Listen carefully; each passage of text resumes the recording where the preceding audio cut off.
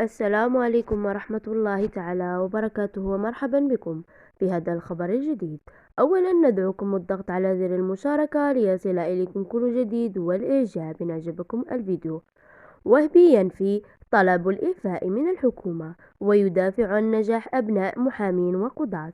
نفى وزير العدل عبد اللطيف وهبي أن يكون قد طلب الإعفاء من مهمته الحكومية على خلفية الضجة التي أثارتها نتائج امتحان الكتابي للأهلية ممارسة مهنة المحاماة.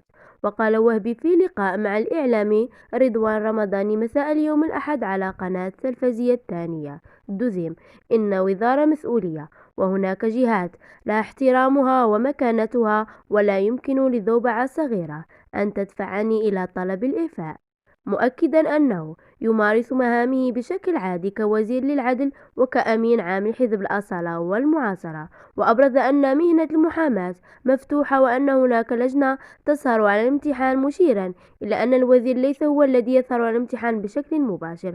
وأوضح أن جميع الذين يستحقون النجاح في الامتحان المحاماة ظهرت أسماءهم ضمن لائحة الناجحين، مؤكدا أن وزارة العدل وافقت على مراجعة أوراق 103 من المترشحين تبين أنهم رسبوا في الامتحان.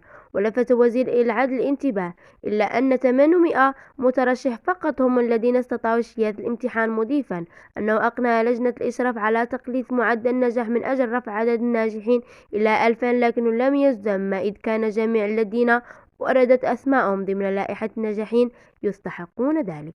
من جهة أخرى دافع وهبي عن نجاح أبناء المحامين والقضاة في امتحان آلية مزاولة المحاماة، مؤكدا أن اشتغال هؤلاء مع آبائهم يمنحهم التميز، بل ذهب إلى القول بأن أعضاء لجنة الامتحان يسألون بعض المترشحين عن مهن آبائهم خلال الامتحان الشفوي، حيث يتأكدون بأن آبائهم قضاة أو محامون.